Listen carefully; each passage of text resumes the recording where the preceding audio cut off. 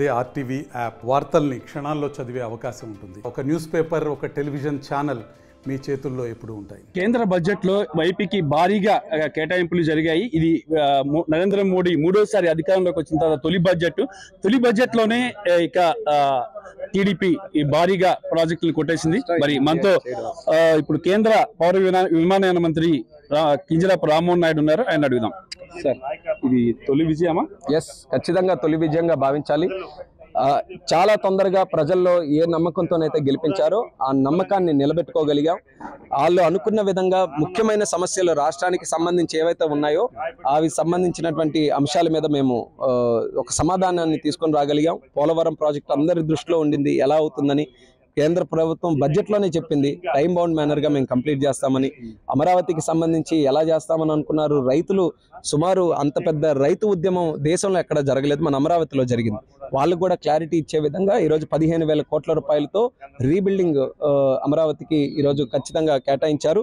So దాని పరంగా అలాగే వెనుకబడినటువంటి జిల్లాలు కూడా ఏవైతే ఉన్నాయో వెనుకబడినటువంటి జిల్లాలను కూడా గుర్తించి అందులో ప్రకాశం కూడా పెట్టడం, ప్రకాశాన్ని కూడా చేర్చి దానికి కావాల్సినటువంటి సదుపాయాలు కానీ సహకారం కానీ నిధులు కానీ కేటాయిస్తామని అది కూడా ఈరోజు చెప్పడం జరిగింది. మరి నోడ్స్ పరంగా ఇండస్ట్రియల్ కారిడార్స్ మీద కొప్పర్లు కానీ అలాగే మన ఓర్వకల్లు కానీ ఈ నోట్స్ను కూడా డెవలప్ చేస్తామన్నారు. దానితో పాటు అనేక కార్యక్రమాల్లో ఇంకా భవిష్యత్తులో కూడా ఏ సహకారం కావాలన్నా కేంద్ర ప్రభుత్వం పెద్ద ఎత్తున సహకారం అందిస్తుందని కూడా చెప్పడం జరిగారు. ఇది ఖచ్చితంగా విజయంగా మేము భావిస్తున్నాం. ఇది ఒక సంవత్సరం బడ్జెట్ మాత్రమే, మరి ఇంకా 4 బడ్జెట్స్ ఉన్నాయి. 4 బడ్జెట్స్ లో కూడా కేంద్రం నుంచి ఇదే తరహా సహకారం తప్పకుండా ఉంటుంది. అయితే ఇప్పుడు బాధ్యత ఏంటి, ఇప్పుడు కేటాయింపులన్నీ కూడా మనం సద్వినియోగం చేసుకోవాలి. దాన్ని అన్ని కూడా గ్రౌండ్ లెవెల్లో ఇంప్లిమెంట్ చేయాలి. ఈ నమ్మకం ఎందుకు ఉందనంటే అక్కడ స్టేట్లో చంద్రబాబు నాయుడు గారు ఉన్నారు. ఆయనకి ₹1 ఇస్తే అది ₹1,00,000 తయారు చేసే మేధాశక్తి ఆయనకు ఉంది. ఎకనామిక్ యాక్టివిటీ కానీ ఎంప్లాయ్మెంట్ని కానీ అలా ప్రమోట్ చేసే ఆ శక్తి చంద్రబాబు నాయుడు గారి దగ్గర ఉంది. కాబట్టి ఈరోజు ఏ కేటాయింపులు అయితే జరిగాయో దాన్ని గ్రౌండ్ లెవెల్లో మరింత పెద్ద ఎత్తున దాన్ని ఇంప్లిమెంట్ చేసుకునే స్టేజ్లో మన నాయకత్వం అక్కడ ఉంది. కాబట్టి భవిష్యత్తులో కూడా ఇంకా పెద్ద ఎత్తున మనం తెచ్చుకోగలం. కేటాయింపులతో మీరు సాటిస్ఫైగా ఉన్నారా? ఇప్పుడు ఫస్ట్ బడ్జెట్ 60 డేస్లో పెట్టిన బడ్జెట్ మనం చాలా కృషి చేసి అంశాలనే లేవనెత్తి ఇది ముందు ప్రయారిటీగా అంటే కోర్గా ఈ అంశాలు మాకు అడ్రస్ చేయాలని చెప్పి ముందుగానే మనం వాళ్ళకి చెప్పడం జరిగింది. దానికి అనుగుణంగా ఈరోజు అన్ని విధాలుగా కూడా సాటిస్ఫై చేయడం ఒక విజయంగా చెప్పాలి.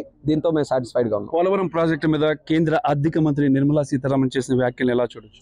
కేంద్ర ప్రభుత్వం అలాగే ఆర్థిక మంత్రి గారు, జలశక్తి మంత్రి గారు నిన్న కూడా మేము కలిసాం. మా రామానాయుడు గారు మా ఇరిగేషన్ మినిస్టర్ గారితో కలిసినప్పుడు అందరూ కూడా ఒకే క్లారిటీతో ఉన్నారు.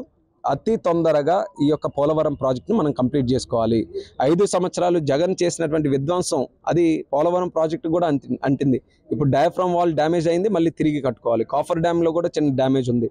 ఇలాంటి సందర్భంలో దానికి సంబంధించి ఏవైతే ప్రొసీజరల్గా చర్యలు తీసుకోవాలో దాని మీద నిన్న చాలా డెప్త్గా డిస్కషన్ సిఆర్ పాటిల్ గారితో కూడా చేశాం. నిన్న ఏదైతే డిస్కస్ చేశామో దాన్ని మళ్ళీ బలపరిచే విధంగా ఈరోజు కేంద్ర ప్రభుత్వం బడ్జెట్లో టైం బౌండ్ మేనర్లో చేస్తామని చెప్పడం. ఎందుకనంటే ఇందులో నిధులు ఇష్యూ కాదు, మనం ప్రొసీజరల్గా అన్ని ఆంక్షలను కూడా క్లియర్ చేసుకుంటూ ఎక్కడ అబ్స్ట్రక్షన్ లేకుండా దాన్ని టైం బౌండ్గా చేయాలనేదే మన మేజర్ ఎజెండా. కాబట్టి ఆ మాట ఈరోజు బడ్జెట్ ద్వారా వచ్చింది, ఒక నమ్మకం కలుగుతుంది. అది ఖచ్చితంగా టైం బౌండ్ మేనర్లో సాధించేశారా? ఫస్ట్ ఎస్, ఇమీడియట్గా మనం ఏవైతే కొన్ని సాధించాలనుకున్నాం, అమరావతి కానీ పోలవరం కానీ వెనుకబడిన జిల్లాలు కానీ మాలాంటి శ్రీకాకుళం జిల్లాకి ఒక నిధుల అసిస్టెన్స్ కావాలనుకున్నాం. ఇవన్నీ కూడా ఫస్ట్ బడ్జెట్లోన ఈ రకంగా బడ్జెట్ కూడా 8 నెలల బడ్జెట్, ఇది 4 నెలలు ఆల్రెడీ అయిపోయినాయి. ఇంటరిమ్ బడ్జెట్ అయ్యి ఇప్పుడు మళ్ళీ వచ్చాం కాబట్టి ఇది ఫుల్ ఫ్లెడ్జ్డ్ బడ్జెట్ కూడా కాదు. అలాంటి 8 నెలల బడ్జెట్లోనే ఇన్ని అంశాలు మనం అడ్రస్ చేసుకున్నామనంటే ఖచ్చితంగా ఇది satisfactory. Final question sir, overall budget మీద ఏమంటారు మీరు? ఓవరాల్గా కూడా దేశానికి సంబంధించి చాలా స్ట్రాటజిక్ బడ్జెట్గా మనం ఆలోచించాలి. మన రాష్ట్రంలో దేశంలో అత్యధికంగా యువకులు జాబ్స్ పరంగా పడుతున్నటువంటి ఇష్యూస్కి ఇది ఒక సమాధానం చెప్పే బడ్జెట్. ఇది ఇండస్ట్రియల్ సెక్టర్ని, మ్యానుఫ్యాక్చరింగ్ సెక్టర్ని, స్కిల్లింగ్ని, లేకపోతే ట్రైనింగ్ని, ఎడ్యుకేషన్ని ఇలాంటి అంశాల్లో చాలా దృష్టి పెట్టి కేటాయింపులు కూడా జరిగాయి. ఎందుకనంటే రేపు రాబోతున్న జనరేషన్కి జాబ్స్ ఇప్పించే విధంగా చాలా అంశాలు ఇందులో పొందుపరిచారు. కాబట్టి మన దేశానికి సంబంధించి ప్రతి ఒక్కరు కూడా అభినందించాల్సినటువంటి బడ్జెట్ ఇది. మన యువతరానికి వాళ్ళు స్వయం ఉపాధికైనా లేకపోతే కంపెనీలు పెట్టుకోవాలన్నా లేకపోతే ఎక్కడైనా ఉద్యోగం సాధించాలన్నా ఈ యొక్క బడ్జెట్లో వాళ్ళకందరికీ కూడా సమాధానం చెప్పే విధంగా చాలా కార్యక్రమాలు చేశారు. దాని గురించి ధన్యవాదాలు తెలియజేస్తున్నాను. మా శాఖకు సంబంధించి కూడా అందులో ఉన్నటువంటి పొటెన్షియల్ ఏదైతే మన ఎంఆర్ఓ ఫెసిలిటీస్ ఉన్నాయో ఆ ఎంఆర్ఓ ఫెసిలిటీస్ని డెవలప్ చేయడానికి చాలా కేటాయింపులు ఇందులో జరిగాయి. ఎంఆర్ఓ ఫెసిలిటీస్కి సంబంధించి కస్టమ్స్ డ్యూటీ కానీ లేకపోతే వారంటీ విషయాల్లో కానీ వీటన్నిటిలో, ఎందుకంటే ఎంఆర్ఓలో పెద్ద పొటెన్షియల్ ఉంది. మనం ప్రపంచంలోనే ఒక బెస్ట్ కంట్రీగా ఎంఆర్ఓస్కి మనం తయారు చేసుకోవచ్చు. కానీ దానికి కేంద్ర ప్రభుత్వం నుంచి ఏదైతే సహకారం కావాలో అది బడ్జెట్ ద్వారా లభించింది. కాబట్టి మా సివిల్ ఏవియేషన్ సెక్టర్కి కూడా మంచి పుష్ ఇందులో వచ్చింది. 21 టెర్మినల్ బిల్డింగ్స్ మనం నిర్మించబోతున్నాం. 65 మిలియన్ ప్యాసింజర్స్ కెపాసిటీ ఈ ఒక్క సంవత్సరంలోనే మనం పెంచబోతున్నాం. సో ఇవన్నీ కూడా చూసుకుంటే సివిల్ ఏవియేషన్ కూడా కేంద్ర ప్రభుత్వం మంచి దృష్టి పెట్టి ముందుకు నడిపిస్తారు. మొన్నట్లాంటి గ్లోబల్ ఇన్సిడెంట్స్ కి సంబంధించి